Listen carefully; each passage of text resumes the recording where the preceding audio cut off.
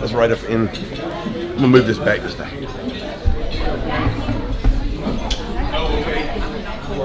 How are you, man?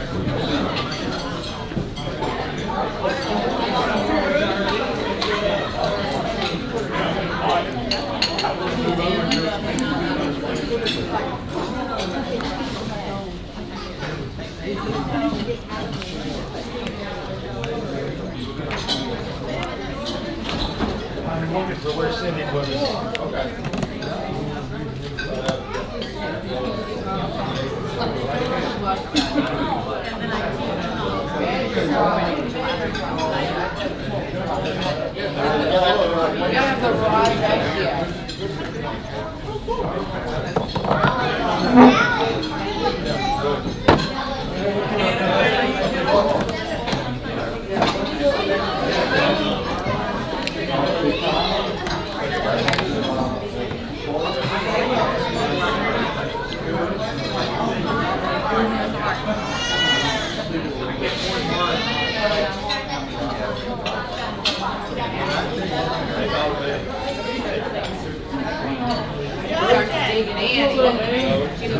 It's going.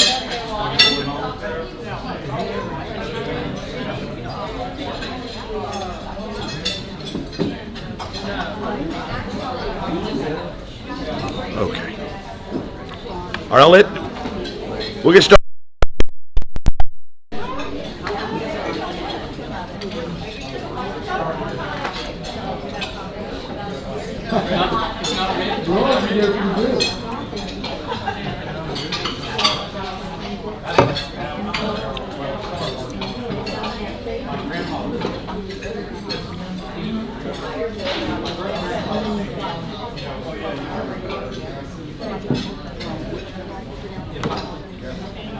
Okay. So does Bobby get a plate?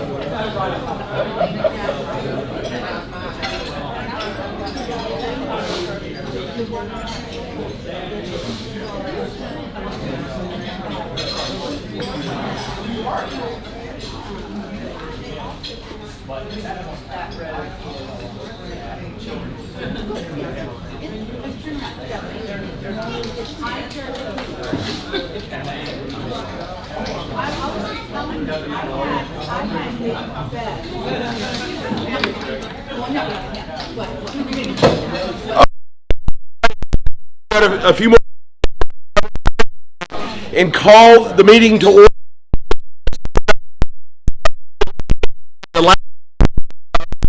But I'll go vestry, and we have 35 so we can legally hold the meeting.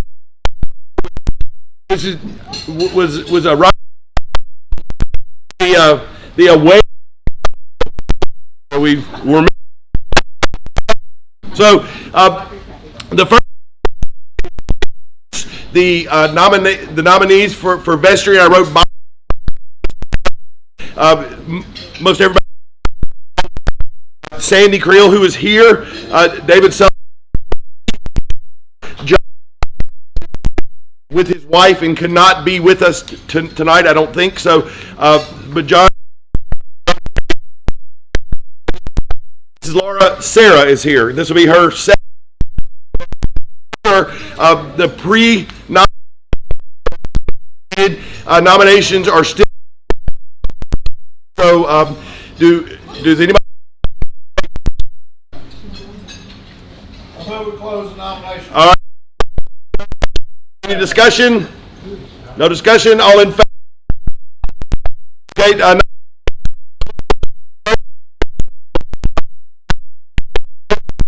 Candidates. So all in favor.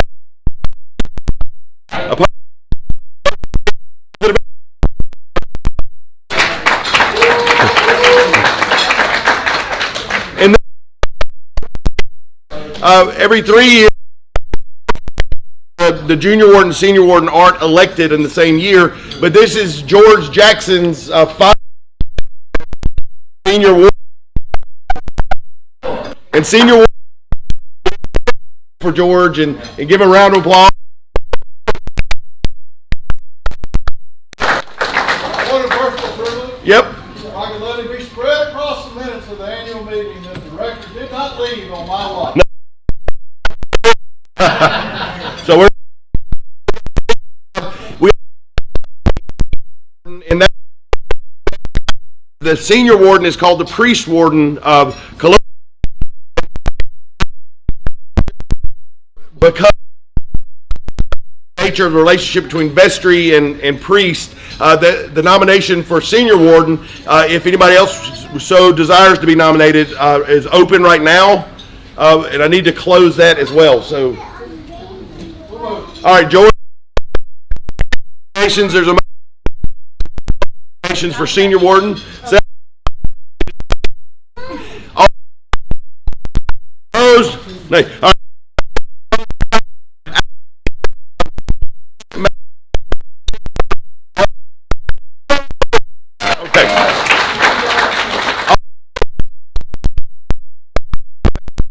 right. So we're going to move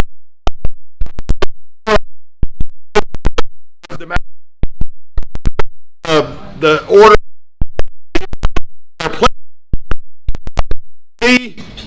from the number of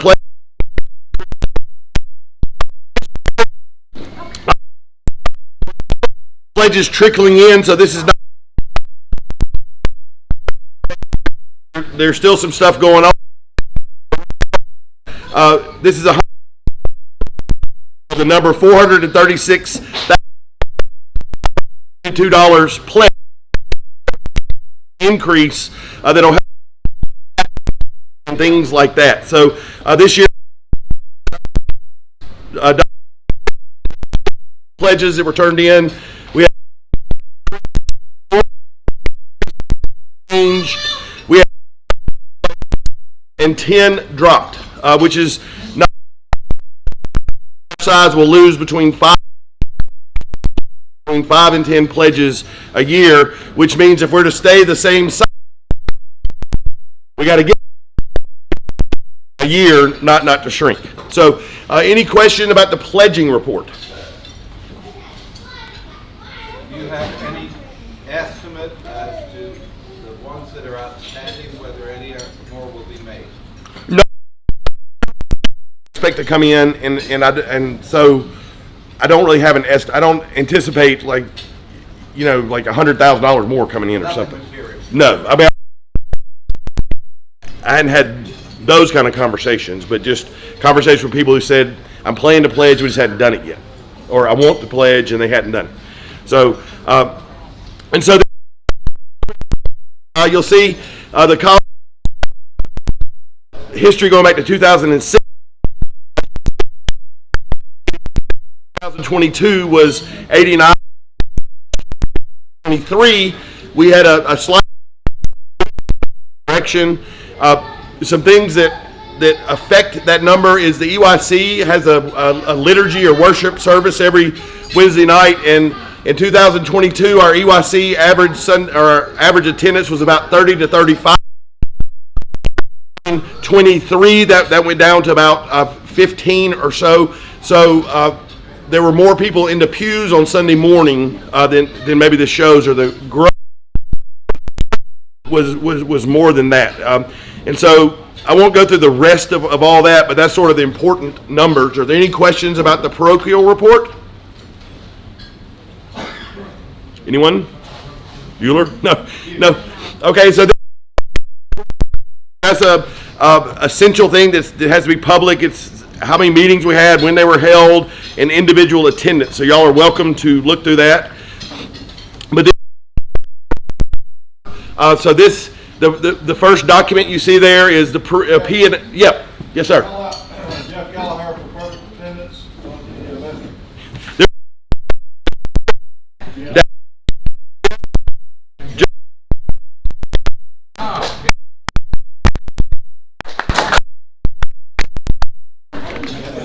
which is hard to do. So, good job. And so the PA, you'll see this.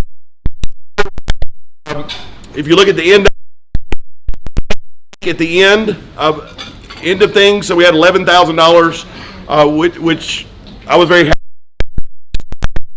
heavy year financially. Things kind of run. I can answer questions, but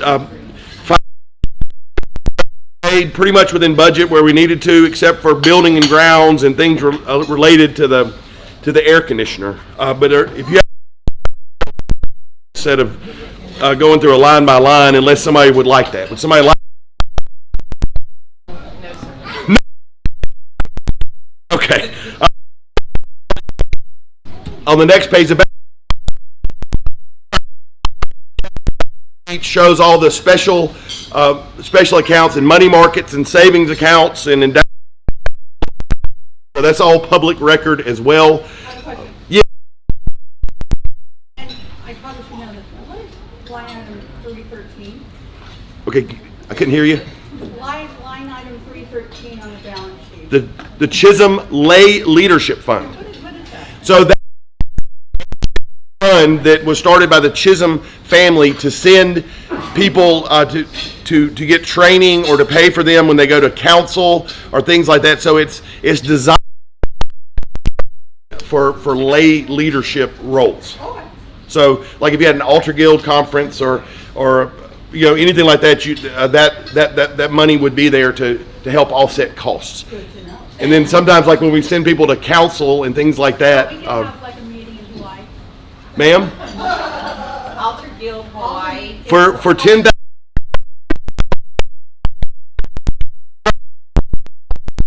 Gulf Shores. And then like if people go to council and need reimbursement for hotel rooms or things like that, we do that as well. So that's what that is, broadly speaking. So other questions? I'll just give y'all a second to sort of look through that if you're interested. But inching closer, and we're staying pretty strong, which I'm very thankful for.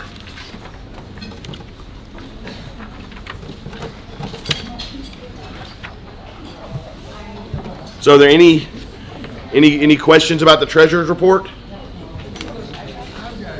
Yeah.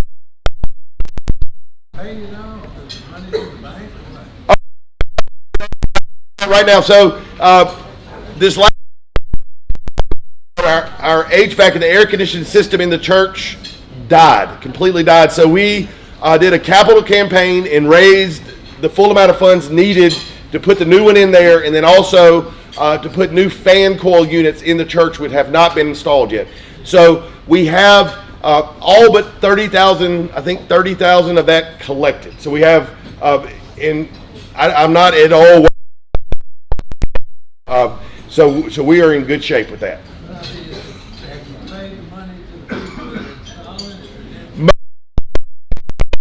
Unit was delivered, we paid for the unit. We still haven't paid for the coil units until they get here, and so there's still some payments going in and out, but we have the money in our special accounts to pay that. So have they been paid? Well, most, and there's a few other things, but the majority of it, yes. Okay, so other questions? Okay. Kind of looking at the year. Cleve, I was talking to Dr. Cleve about that, but we did a capital campaign that we needed to raise $250,000, and we did that, which was amazing. Everybody who stepped up and contributed to that. We were unaware that it was going to take a year to get here, and so we had to really a month, and then also there was some other work that went with that. So it was a pretty big drain on our budget, but as you see, we made it through the year in the black drain. So I'm very thankful for everybody for being concerned and caring and contributing and loving and all that. So that was an enormous undertaking for something that's not really that elegant. It's not like not putting up a staff you can see, but when it's July, people are in love with it. Thank you all for that. So that's effort and finances. So any questions? The next plan, which should happen any day now, is that Mr.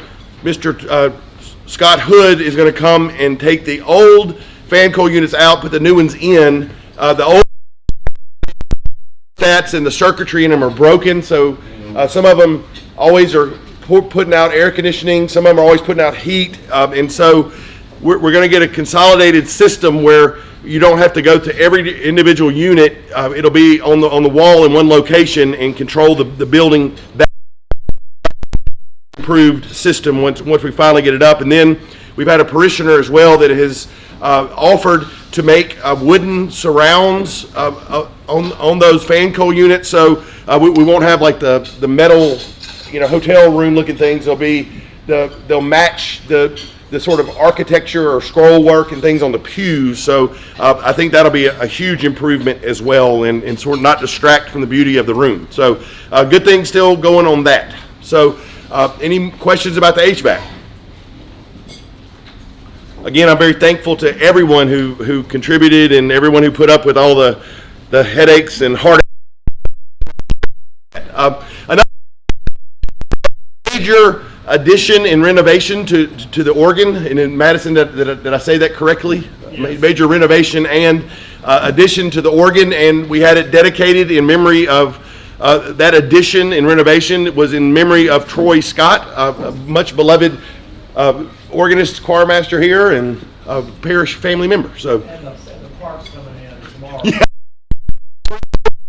In the electronics, and it's stuck. Worked out, and we'll be good to go. But that was all financial undertaking that we were able to do last year, and it really made the organ a really wonderful instrument. So we are now in possession of a very fine instrument. So thank you to Madison for heading that up, and for everybody who helped with that as well. So yay! This really just in order of the way I thought about it. Our system and financial system is very antiquated, and it was also our bookkeeper, Mr. Billy Wilson, his wife, her health is beginning to fail, so we started, instead of bringing in another bookkeeper, we're looking at moving a lot of the financial mechanisms to a CPA or to a business that can handle things like payroll and do direct deposits and manage things in a much more time.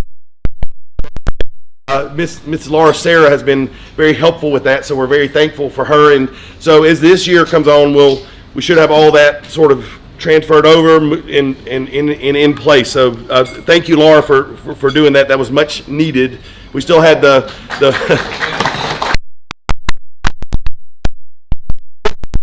It's a Wonderful Life, the Bailey, what was the little company where the guy had the strings? The ledger book, we were still doing in 24, so it's time to sort of update. The trip city where we stayed in Harlem at the Salvation Army Temple, working with them. We worked children, and then we also fed and clothed, worked in the food distribution center and provided hot meals and for them, and then also at the Times Square Temple went down and worked with the and at the main headquarters of Salvation Army and did food distribution there. So we had a real meaningful trips, I think, and Catherine can speak to that. She's been on 47 of them. So, which would not have been possible without the help of the parish. So thank you all for that. And then in Sunday school, we sort of changed gears. Sunday school hadn't been working.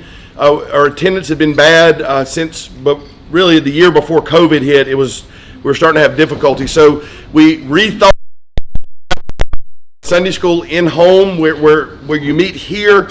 The kids and parents will come together on Sunday morning and meet and sort of solidify what's done in the home.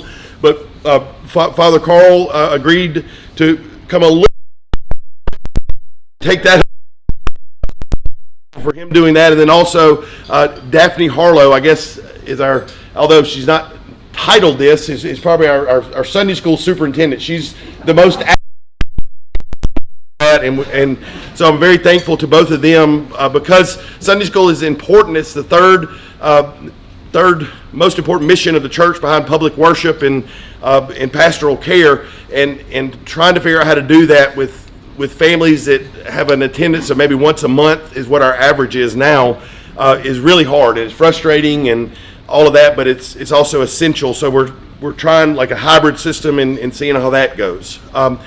This last year, after how many years? I think several years, and it was very the group of ladies who, I guess, and men who put that together did a wonderful job. And the next one's coming up, and as I said before, there's a sheet passed around. We need people to sign up to help. Also, spread the word about selling tickets. But the wine tasting brought a lot of money in for the ministry and missions of this church, and I'm very thankful that they brought that back. Did I don't know if I did. So I just kind of cheer. We are attendance problems, like I said, in Sunday school. Trying to get more than one kid there on Sunday morning was difficult. A lot of our in-person education opportunities are not well attended as well. Average attendance is probably once a month now, which is, sort of dangerously, it makes it hard for people to commit. If you only come to something once a month, it's easy to kind of slip away, and it's a dangerous place, but it's where we are. We're not alone in that. That's not unique to this parish or this denomination. That's sort of what's going on in a lot of places. So that's something we had to and will continue to wrestle with. This was last year, the Guild of St. Lawrence. Matthew Woods, on top of besides being a wonderful organist choir master, is also a wonderful cook and has a heart for ministry and service. And so we started that up, and I guess Matthew could probably, where is it? 12 people in that, don't we? Just under. Yeah, but it's really been a boom. The parish dinners have been incredible. It's really nice to see everybody laughing, having a good time, cooking and preparing things for all the different functions we have. And the next step of that is to sort of have an outreach on that to provide food for the sick and the shut-in and things like that. But the Guild of St. Lawrence has really taken off and is doing well. And like I said, it's really done wonderful things for the morale of the church and bringing people together and connecting folks. So they, in fact, did the meal tonight, so let's give them a hand.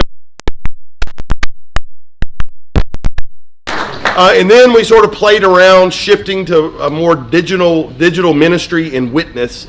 And so I'm going to talk about that for the coming year. But any questions about 2023? Are there any highlights I missed? Anything needs to be said? Yes, ma'am? I just want to mention that when we went to New York, we did make a connection with the Salvation Army, the main headquarters, and went back at Christmas. I know some of y'all may have seen our clothes, there were 5 of us. But the idea was to start doing like a mini mission trip for more of the college-age kids. A lot of the kids who have grown up here and been going on mission trips missed it. And so we were, Salvation Army was wanting to start something because they have to pay people to ring the bell for them. And so we did go up there and they housed us, they put us up, and then they fed us. So all we had to pay for was a plane ticket to get up there.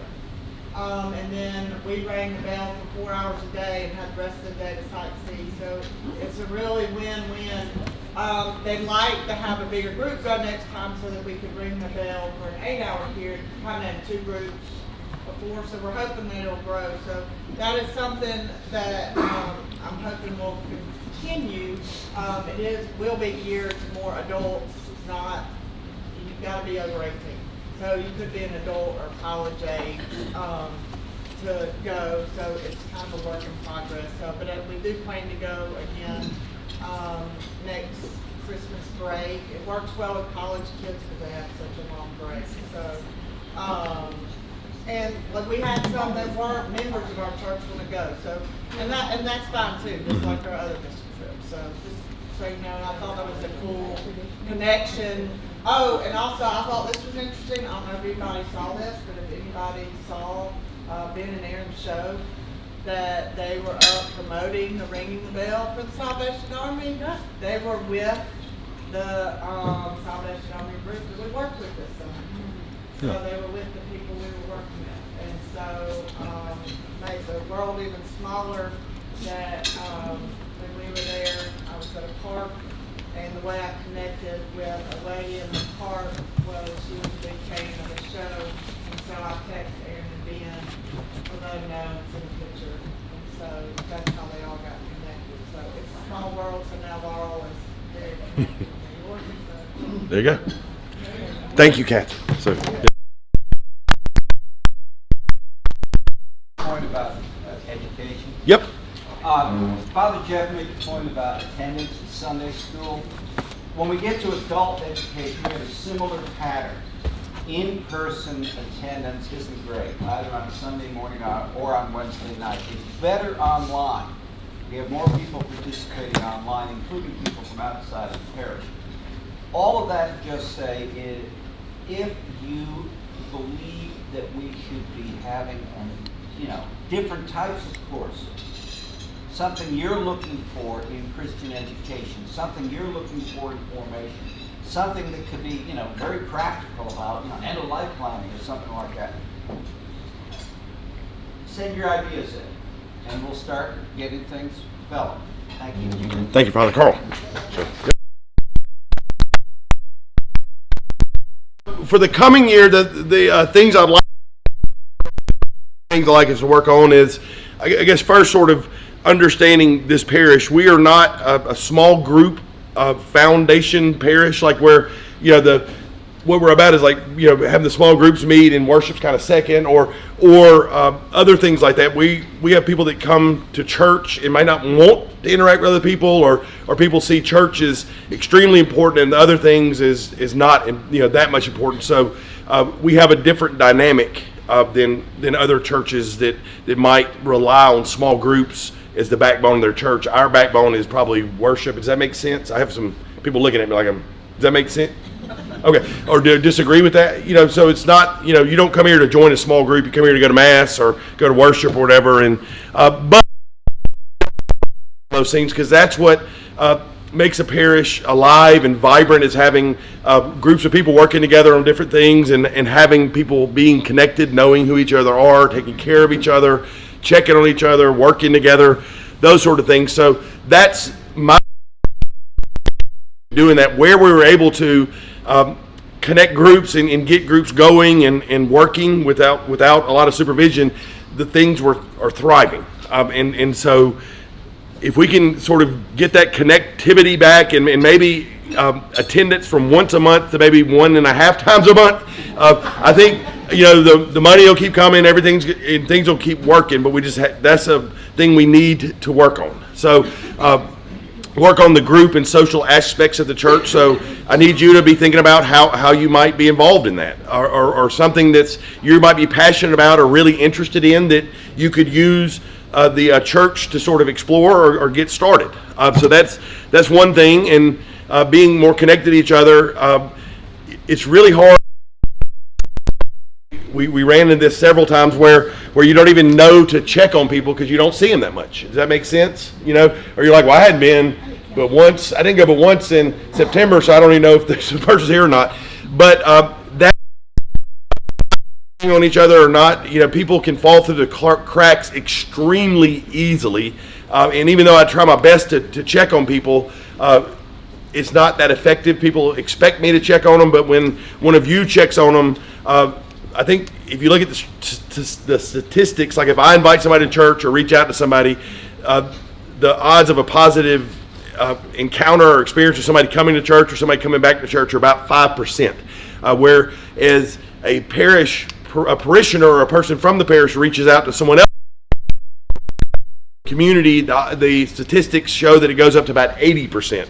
So y'all are a lot more effective at that and essential in keeping the parish together. I can't do that part. I can say Mass, I can teach, Father Carl, I can do all that, but keeping the parish family connected and healthy and vibrant is really the work of y'all, if that makes sense. I'm not trying to say I'm not doing it anymore, but I'm saying that's much more effective and an essential part that we have to do better at. Just kind of checking on each other, writing letters, texting each other, taking each other to lunch, that sort of stuff is very, very important. So that's a new thing we're going to, those are the kind of things I want to work on this year. There are some building projects and things, but I won't bore us with that. The brave new world we're in, with the effectiveness of digital ministry, like in the black, is because when I started the devotion, and Bryn might know, you remember when I started them, Bryn, or I put her on the spot. She remember when the last I did, and through that we brought in about $20,000 from those, can be connected to those devotional videos, and so it's obvious that they're in some circles appreciated or a positive thing. When we did the survey, I put a survey on everybody's desk, that big survey we sent out this year, and 40% answered the survey said it was important, and then 30% said it was extremely or very important. So it's obvious that it was by the response, financial response to those, and by the response of the people in the survey. But because right now our budget did not go up enough to be able to hire a parish administrator or secretary. We went up enough to where we can handle inflation and things like that, but not add additional staff.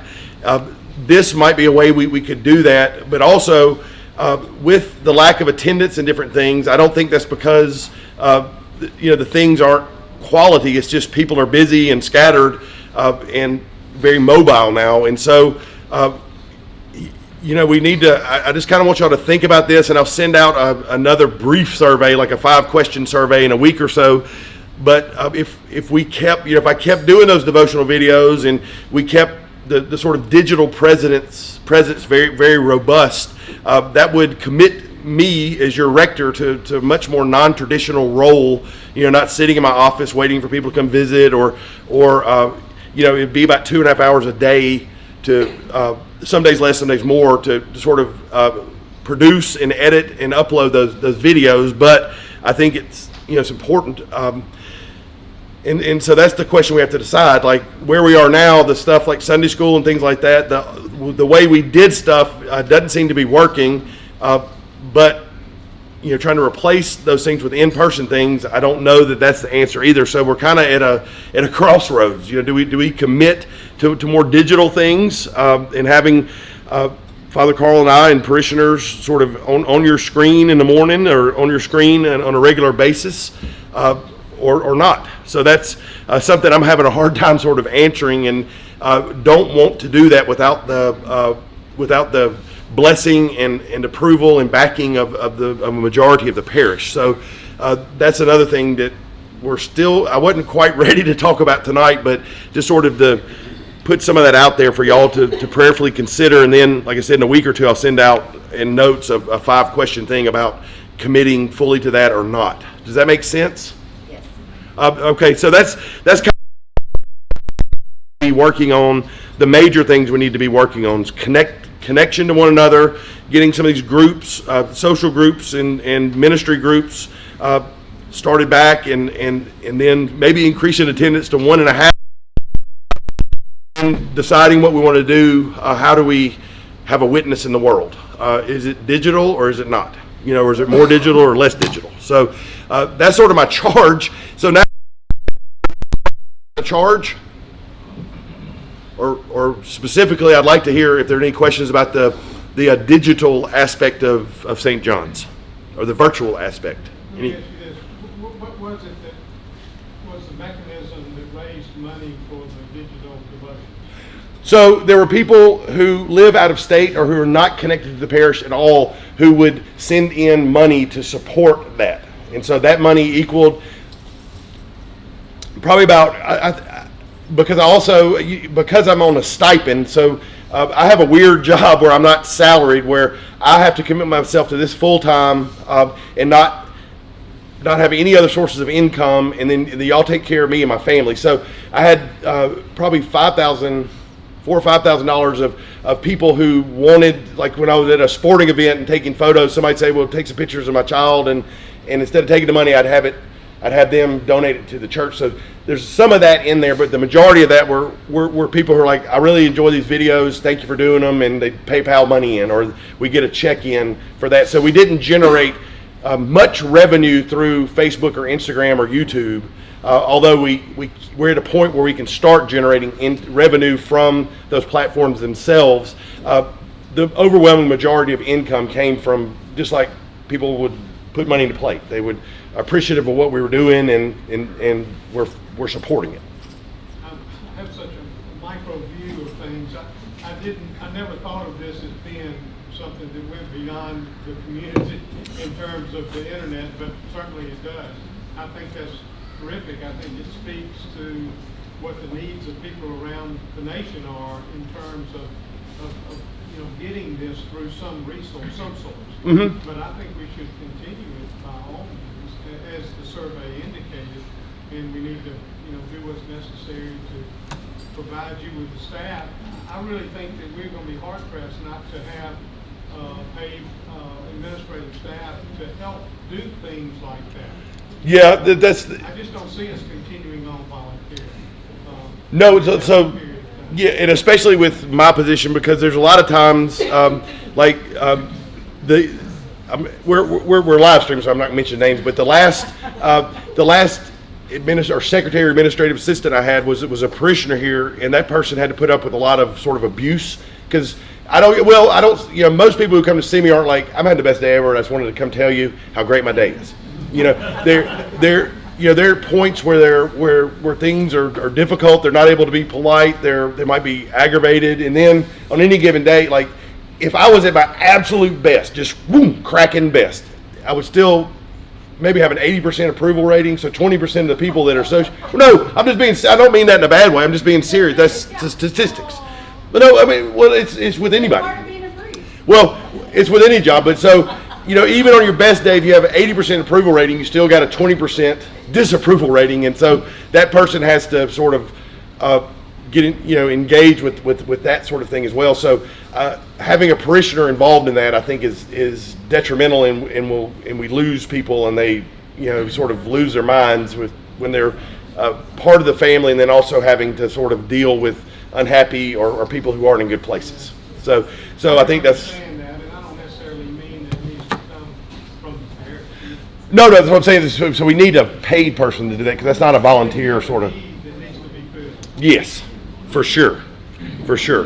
Yes, sir. I had to say something. All right, come on. Ways, in my mind, and Jeff and I have talked about this throughout the last 2 years, I think, to allow Jeff some flexibility in what he does during the day, and allow him some quiet time and some reflective time for him to continue his spiritual path. What many of you probably don't realize is that Jeff is hard pressed to take time off and to get the kind of spiritual reflection and development that he needs, and actually is canonically Required. demanded and required of him. And so he and I had many conversations over the past couple of years about how we can get him away and get him reflecting and get him some spiritual growth. I do believe, and again, he and I have had many conversations about this, that there are ways for us to peel the onion that is Jeff Rich and take off parts and pieces and small pieces and allow us to hire possibly 2 or 3 people, maybe just 1 or 2, who can assist him and give him the kind of time that he needs and to be more productive in his pastoral care. So that's my comment. And Justin and I already had this conversation tonight, so. Yeah. I know, definitely, they cannot be a parishioner. It's got to be outside. Yeah, I think It's got just to be outside. yeah, just like That's this. a hard job. People at their best generally, and so you have to get involved in a lot of. Well, not only that, you know. have to have thick skin. If you are a parishioner, you're sitting there Sunday in the pew doing your faith thing. Right. And you get 4 or 5 requests to do X, Y, and Z on Monday, Tuesday, Wednesday, Thursday. That never happens, Bobby, does it? Doesn't never happen. No. It's very tough. And it's not fair. Right. And so George, what George is talking about, having like specific people to do very part-time jobs, like one to maybe manage the website, or one to manage social media and think, just whatever. And so we're looking at different options. And so hopefully that'll come to fruition. So other questions about the coming year? Jeff, I just Yes. have one question on Sure. the video or the digital that you were talking about. What is if the church votes to continue doing that, what's the downside? So it commits me, because I'm already pretty much overcommitted. Right now I'm serving as your rector and with a lot of responsibilities at the day school.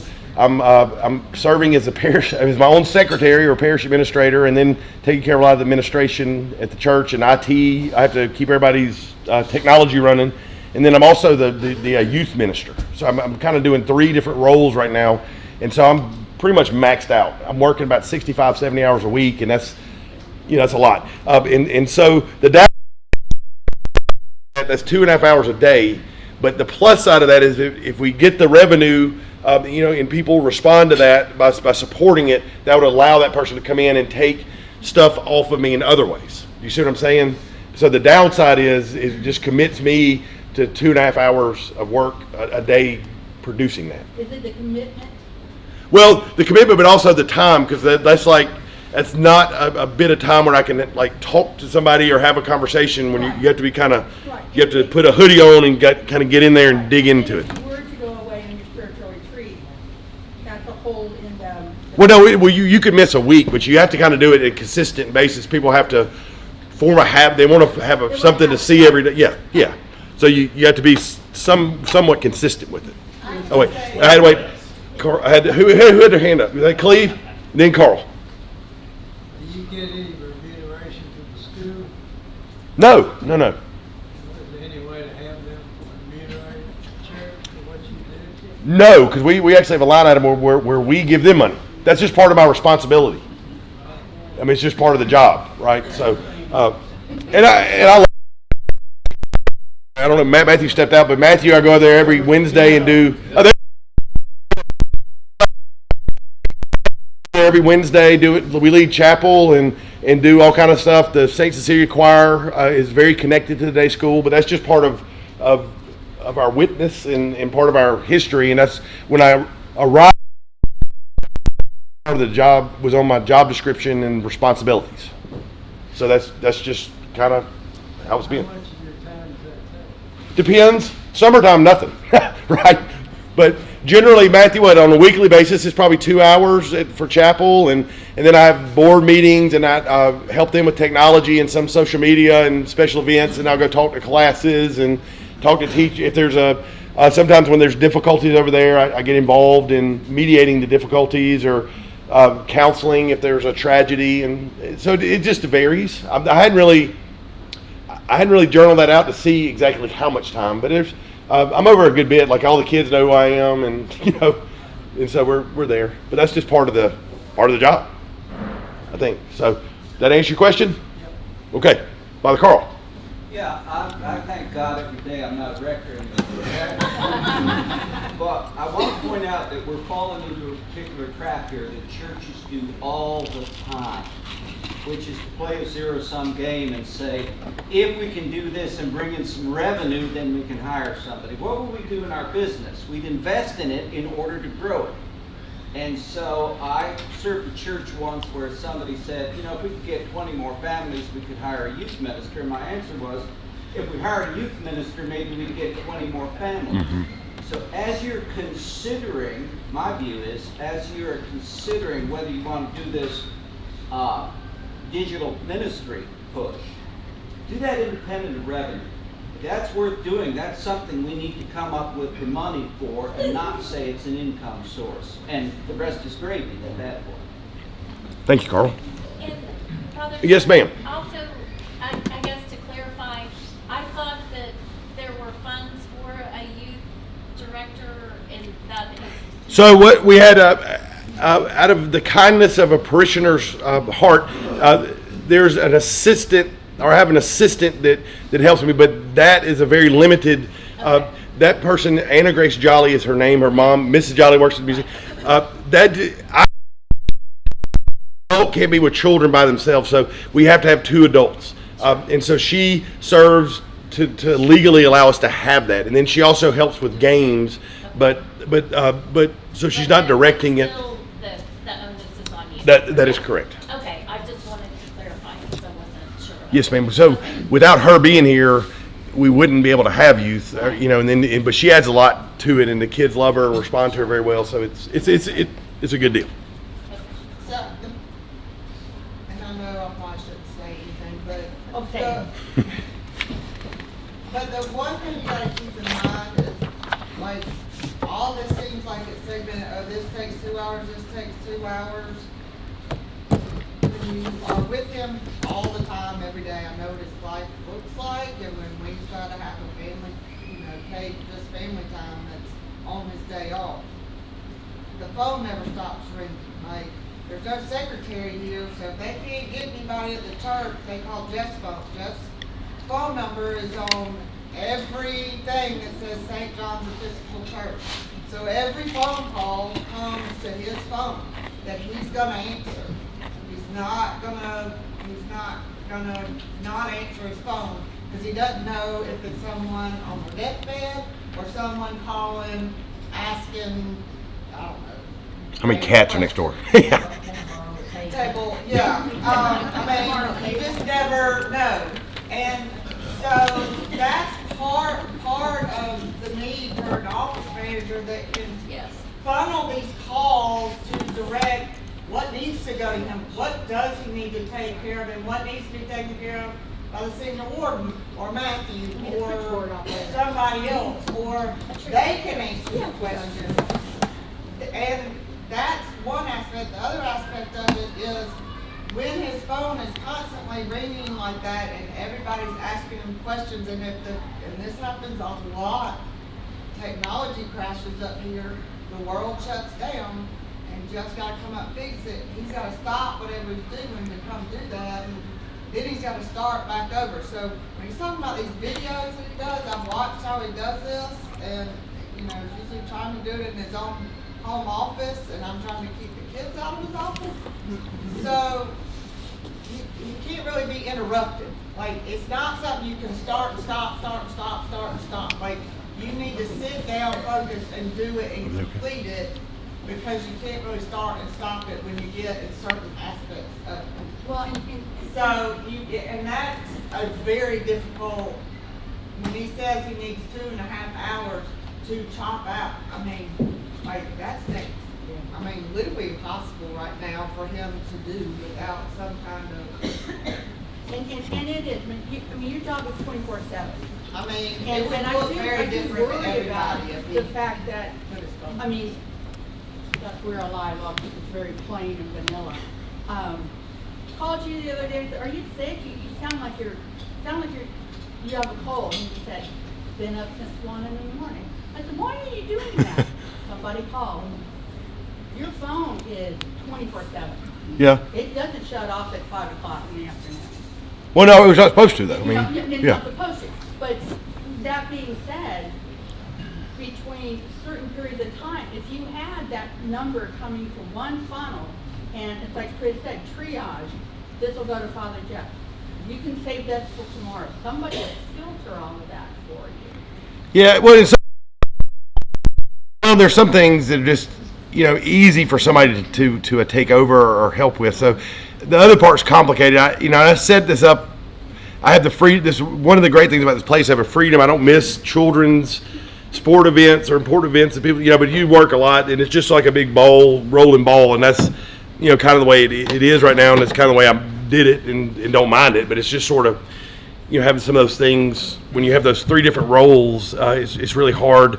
The creative part of the job, like, I usually do sermons at 3 o'clock on Sunday morning, or it's not like the old fashioned where I would sit down and study on Monday morning for 4 hours and, do that. You just going. But, You're doing 101 other things too. yeah. So, other questions about the upcoming year? Everybody go home? It's cold enough in here?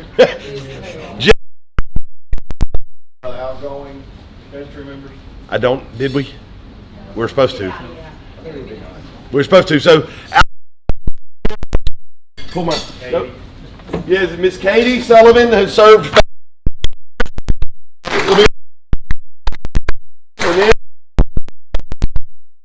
Who? So, for him, so golly, I can't all these bitches. Who's the final one, Jeff? Wendy. Because we had and Taylor couldn't get out doing grandma things, which is wonderful, but she's been.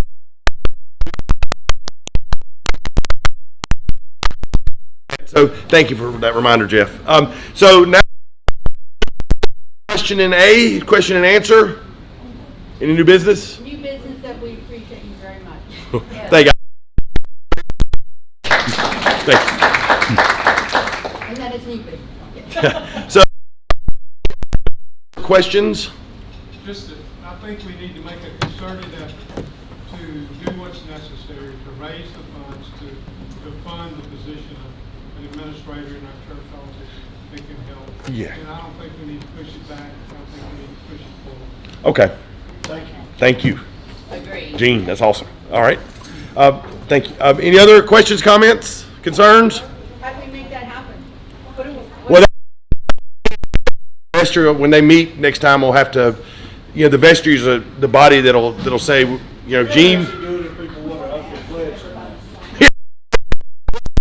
hey. That may be a way we have to do it.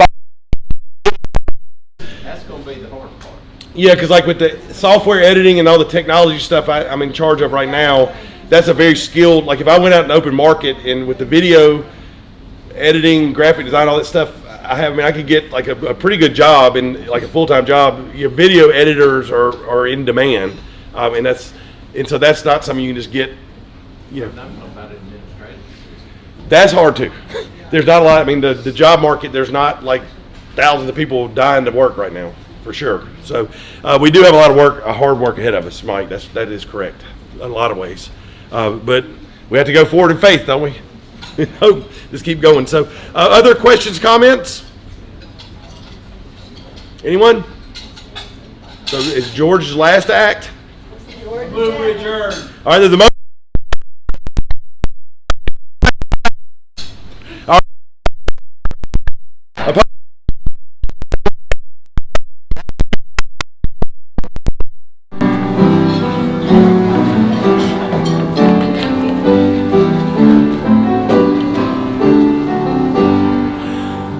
Praise God.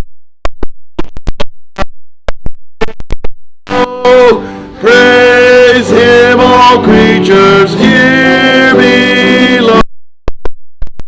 Praise Him, heavenly host. And Holy Ghost. Amen. All right, thank yeah. No, you start with that. Doing good.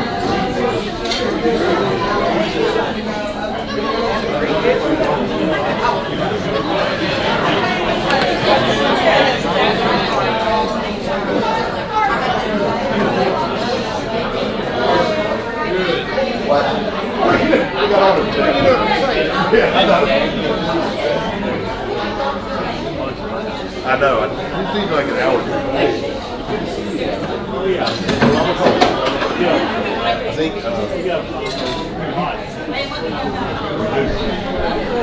we do.